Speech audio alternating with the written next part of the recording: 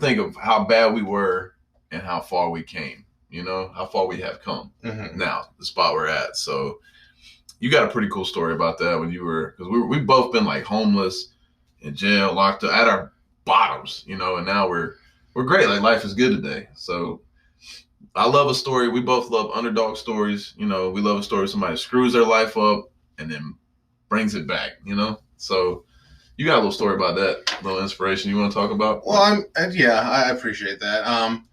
I would just give another shout out to Jeremy. I think the listens on the full, so we have the full interview with Jeremy up on all our platforms of podcast platforms, Apple, Spotify, all that. I think we got more listens there than we do for the episode.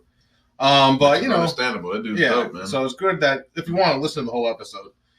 But you know, I was doing something the other day and I came across an interview that I was part of at Salem State University. So I got sober 8 years ago almost, and I had a great. So my how do I put it?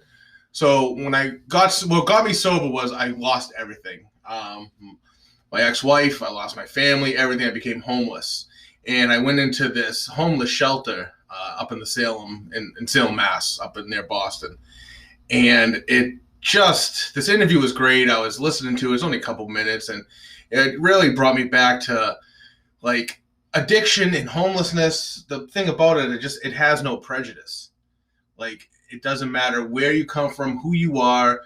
You're one paycheck away from being homeless. You're one bad decision away from being homeless. And just because you make bad decisions doesn't make you a bad person. And the biggest thing I got is I went from becoming a homeless client to the director of operations for that organization in a couple years. That's awesome. And I remember talking about in that interview, talking about when people come in, the best thing that could ever happen, I mean, we talked about it the last few weeks, is I can always say to any guy or woman that came in there and go, I know exactly how you feel. Yeah. And that means a big difference for people. And it was a great place, a great organization.